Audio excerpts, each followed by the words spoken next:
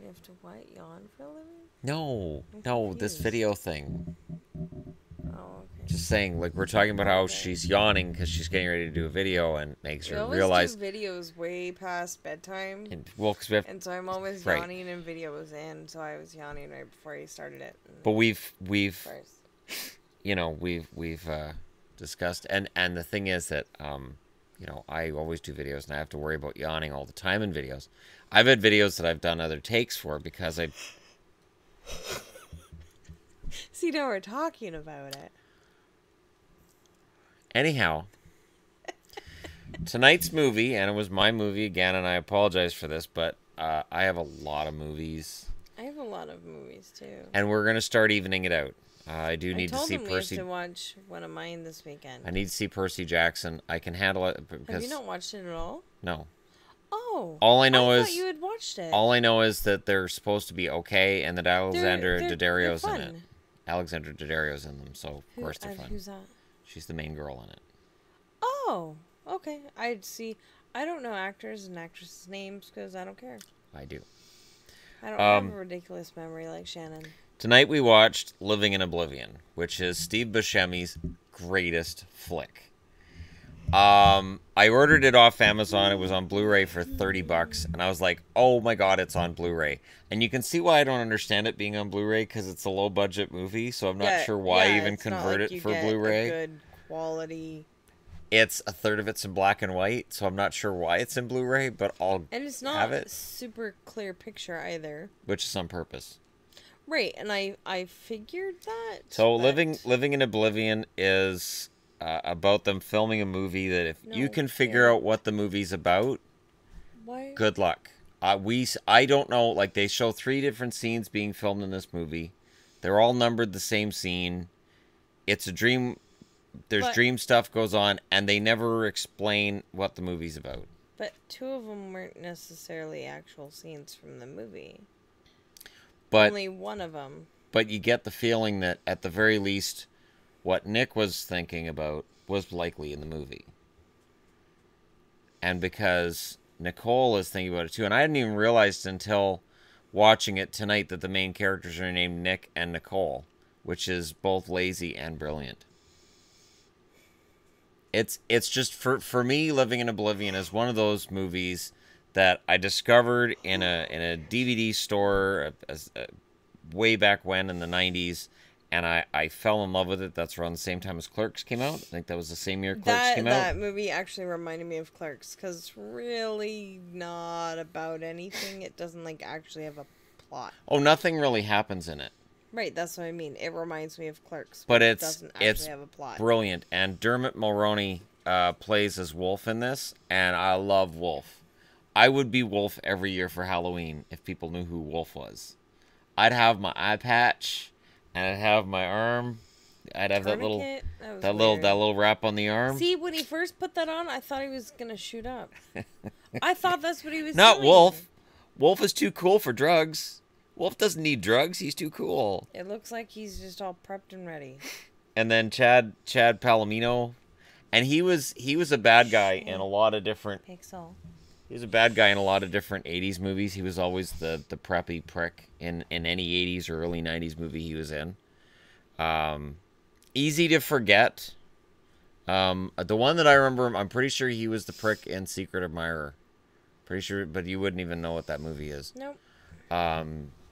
It's a funny 80s movie. It was about a love note being passed between a bunch of characters in the movie, and they all think it's from somebody else. So it's like a Three's Company, but it's on the scale of an entire movie, and it's really kind of funny. But this movie for me is just, it's every shade of fantastic, and Steve Buscemi at his greatest. There are very few people who swear better than Steve Buscemi. I know Sam Jackson's on that list, but Buscemi, the way he throws swear words out, it's brilliant, it's poetic, and it's beautiful. All right. What did you think?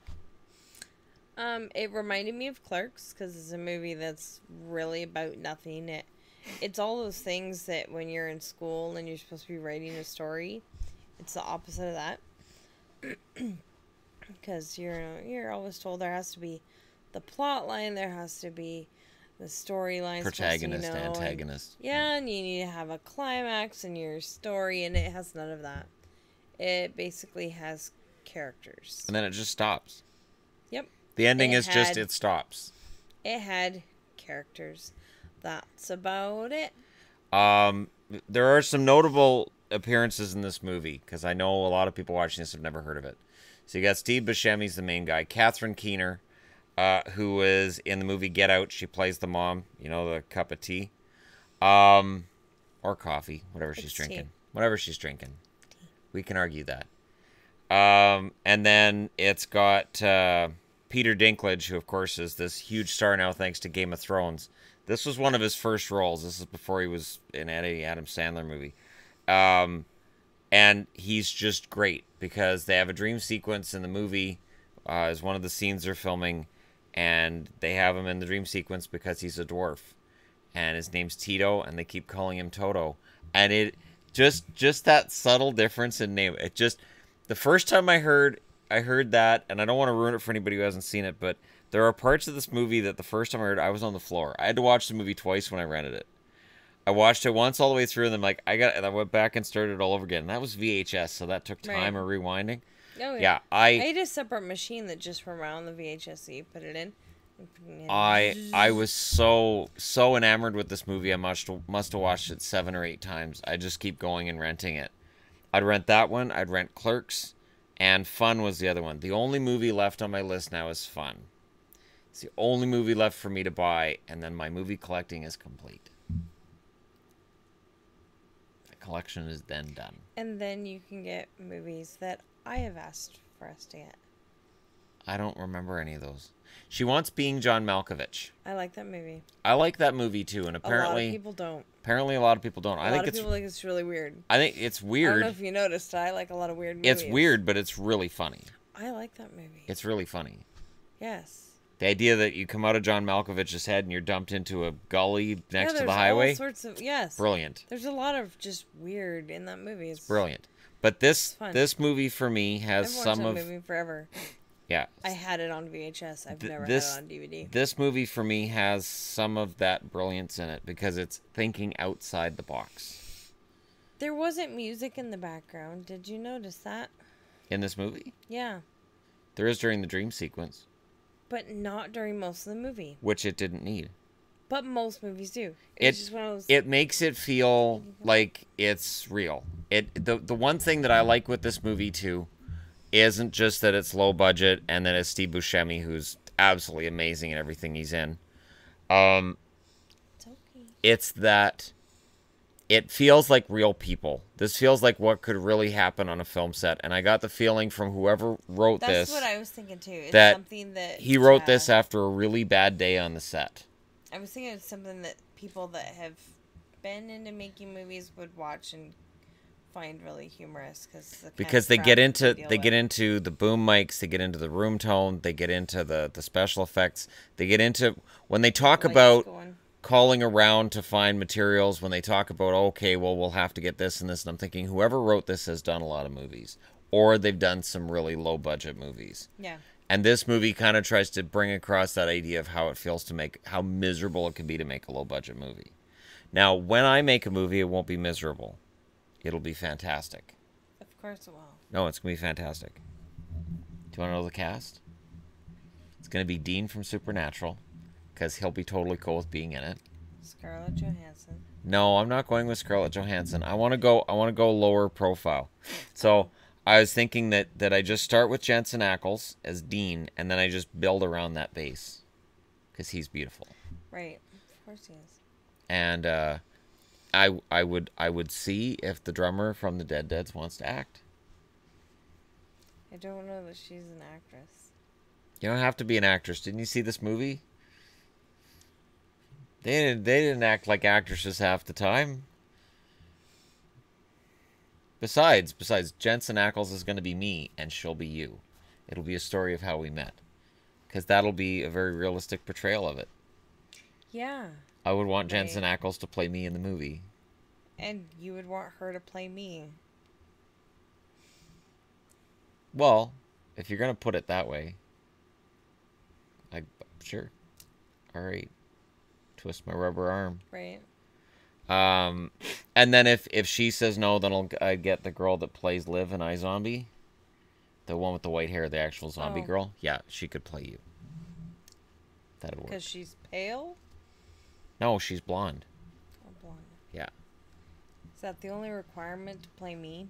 Blonde? Well, no, because then the drummer wouldn't work. So for her, it works because she's a girl? The requirement to play me is being a girl. I'm walking myself into a bad corner just here, aren't I? here. I'm marching myself towards and into the corner. Okay, so would you watch this movie again? Is this a movie you could watch again? Yeah. None of it bothered you? No. The fight didn't bother you? Any violence or anything like that fight between Chad was... It wasn't violent. It was so funny. Silly. That fight was so funny. There was no blood or the best thing. I think anybody was actually going to. The best thing in this movie is that I tend to slowly build up to an explosion when I get angry, and he does that in this movie exactly like I would. And then when he loses it on every single person on the set, which I've never had the courage to do at work. I've never had the courage to do in life, but man, that would feel good. There are times where everybody around me is pissing me off, and I want each and every person to know why they've made me miserable and want to off myself before I storm out of that room. There have been days where I felt that way. I know you don't have those days. You're a nice girl. Right. She looks like the script girl in the movie, too. I do not. Go ahead and watch the movie and tell me. You do. You've got glasses and blonde hair. Again. Seriously. Yeah, it's the same. You're a girl and blonde. Yeah, you look like Yvonne. See? And if you're a dude, you can play me as long as you're Jensen Ackles. He's a beautiful man. I know he's beautiful, but... I can honestly say that, you know, when I think about actors and actresses, and if I saw Steve Buscemi somewhere, I wouldn't be starstruck. I'd probably, hi, Mr. Buscemi, and I'd, you know, say hi to him, see if he'd shake hands with me, that kind of thing, and say, I'm a big fan of your work, great work, and Fargo, another movie I haven't seen. She hasn't seen Fargo. Seriously. And she's so Midwest, and she hasn't seen Fargo. And what? Midwest. How am I Midwest? Well, your mother's got the Minnesota accent. You've got kind of the... She doesn't, no. The Midwest thing My going. mom has a Canadian accent, but when you're in the States, they think it's Minnesota. Oh, take off, eh? Right, so my mom went to California, and people think she has a Minnesota accent. It's called Canadian. Oh. Not See, Midwest I need to wear this jersey if we go to Nashville, so they'll think I'm from Minnesota. They could, too. I'm a nice, polite guy from Minnesota. There you go. We could go to a Predators game against the Blackhawks or something. I could wear Minnesota gear and just confuse everybody. Yeah. Well, it's like at the game last night I was telling you, I saw Oilers. As I said to you, if it was a Yakupov jersey, that would make sense. But otherwise, it's just bat crap crazy. Well, we're going to hockey. I have hockey. I can hockey. It's like it'd be like going to this movie in the theater wearing Star Wars gear and going, well, it's still a movie, so technically I'm close. But we do that with bands. But yeah, with it's funny because I think about like which actors would I be starstruck by. I would probably be starstruck by Jensen, for sure, and Jared from Supernatural. Boys. Well, no, Scarlett Johansson, I'd be pretty starstruck if I rounded a corner. Or Jennifer Lawrence. I don't think I'd be able to speak. I think words would just fail me at that point. Well, I've got that way with girls I have a crush on. Where I go, my mouth opens and then words come out. And as I walk away, I'm like, are you tarded? What was that? What? Why did that come out? You know, where you try to, hi, how's it going? And it said, hi, how's morning? Like... What's that? That's not a phrase. She now thinks you're special. So, you know, that's kind of what happens. All right. So, but yeah, I can't recommend this movie enough. I can't. I would score this one as a 10 because it achieves what it wants to achieve, and it doesn't stay too long. It's not too long of a movie. You can enjoy it in an hour and a half, and it's low budget. And I've always enjoyed supporting low budget movies because it feels like that money is more. It's sort of like where I've been talking about independent bands and stuff lately, where Yeah. it feels like it means something more. Right. And it's more important. And as a YouTuber now, I kind of it is more important. It is important when you're supported, and it does feel really cool. So, when I see Living in Oblivion for $30, I'm like, yeah, I'll spend $30. It's like Turbo Kid. Turbo Kid's another one that I've got coming that hasn't arrived yet. She hasn't seen. Low budget Canadian movie, and very well made, very interesting movie. And again, because it's Canadian made and it was kind of like crowdfunded. I'm trying to remember if it was crowdfunded or if it won a contest to get made, but that's the kind of stuff I like to support. So, what would you grade it out of 10? I'd probably say a 7. Yeah. You laughed. Yeah, oh yeah, it's funny. Like not comedy funny, but just It is a movie that kind of escapes genre. yeah. Because it's drama, It's like Clerks, but it's comedy, but cleaner. and it's like you shouldn't. Well, it's dramatic, but you still got a guy with an eye patch, so it can't be too Just dramatic. for the heck of it. Not hey, there's a guy with an eye patch. There's a guy with an eye patch just because he wants to wear an eye patch. I've had friends like that just wear glasses. You know what's funny? Just to wear glasses. I would totally They wear have an no eye patch. lenses. I would do a video on this or the other channel wearing an eye patch just to confuse people. I know you would. You absolutely would too. I would love that. I I would get share eye with- patches with different logos, different colors, different styles. I would be the eye patch guy. Be hilarious. You can take it from me because I don't have any depth perception. It wouldn't make any sense at all. None. I could wear my referee's jersey and an eye patch. And then I don't have any depth perception. That's why I missed that call. That's stupid. It's true. No dumber than Chad Palomino in this movie, though. Chad's pretty. He's dense. I was thinking I could lay on the bed and do this scene. But all the girls liked him. He was dumb. And that's reality. You've got this guy who's kind of stupid, and all these girls are all over him. And I can tell you as a guy, it's maddening. But guys do the same thing. It's true. Guys can be even worse about it. It's true. But it's maddening to guys to watch a girl like fawn over some guy, and you're like, he's an idiot. And they're like, oh, but he's so sweet. He's so nice. But he's an idiot. Are you saying that happens the other way too? You think? I've never had a thing for a girl that was actually dippy. Mean girls, yes, but dippy, no. So, she's not mean though. She's nice. She's nice, Yvonne. See, a mean girl would have punched me for that. Bit you, I'll bite you. Okay. Pat my head. Anyways, so yeah, highly You recommend. called me aggressive yesterday, and was it yesterday? Yeah, yesterday in a video. Called me aggressive. See? I don't remember. I do. I don't remember. I don't recall that. Of course you don't. Yes. I don't recall that. But yeah, so Living in Oblivion. Movie that's a little bit different than everything else I own. Yeah. Except the Clerks movies. Yes. Not movies, just the first one. Well, no, Clerks 2 there's nothing happens in Clerks 2 either, unless you include the donkey show. Nothing else that happens in it. Just I love my donkey, and that's it. Kelly can be a guy's name too. Hey. It's about Dante leaving. Does he leave? But that's what the movie's about. Does he leave? We don't want to spoil it. That's what the movie's about, though. But nothing happens.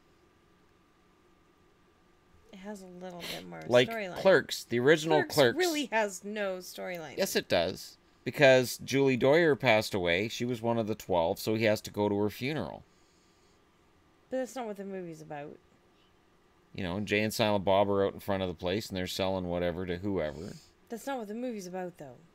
And then you got Randall, who's ordering from the video producer to get the happy, scrappy hero pup. That's not what the movie's about either. Well, no, the movie's about Dante choosing between Veronica and Caitlin. And he botches it because he's an idiot. Boys are. So, but it's funny. Absolutely. And that's still just as much happens there because Dante has to make a decision at the end of the first movie that gets made for him. And at the end of the second movie, he has to make a decision that gets made for him again. He doesn't actually make the decision. Remember, Jay, congratulations. Yes, that was funny. The decision is made for him. True. The first movie, it's Randall telling Veronica all about the Caitlyn thing and then throwing in the gay thing at the end just because that's his theory. So there you go. Living in Oblivion. Well, I got to circle back to it. Right. We can meander and then we got to circle back to it. We do meander. We tend to. We tend to. Absolutely. We have to review the Clerks movies, I think. Even though we've both seen them, I think we kind of have to review them. Many times. I've seen the original Clerks. And Clerks 2 I watched every day at stream at the start of my day. I just load her up. Kimber and I both load her up. And then we'd start reciting the lines from the movie. We've memorized it. Especially the pillow pants part. Because it's funny. It is funny. It's really funny. But yeah, so let me know what you guys think. If you've seen Living in Oblivion, let me know in the comment section below. If you've never heard of this movie, it is on Amazon. I highly recommend it. She never heard of it. Most people haven't. It's fantastic. Absolutely fantastic. Highly recommend. 4 thumbs up. I got 2. She's got 2. Okay. We give all of her thumbs up. I'd give 6, but I don't know if Bear liked it or not. So she can't do thumbs up. But her thumbs would be up. Care. Pixel, do you care? I don't think Pixel cares either. Okay. Thank you very much for watching. Hit like and subscribe if you're browsing your way through. And thank you so much for being out there. It makes it worth being in here. And I'll talk to you again soon.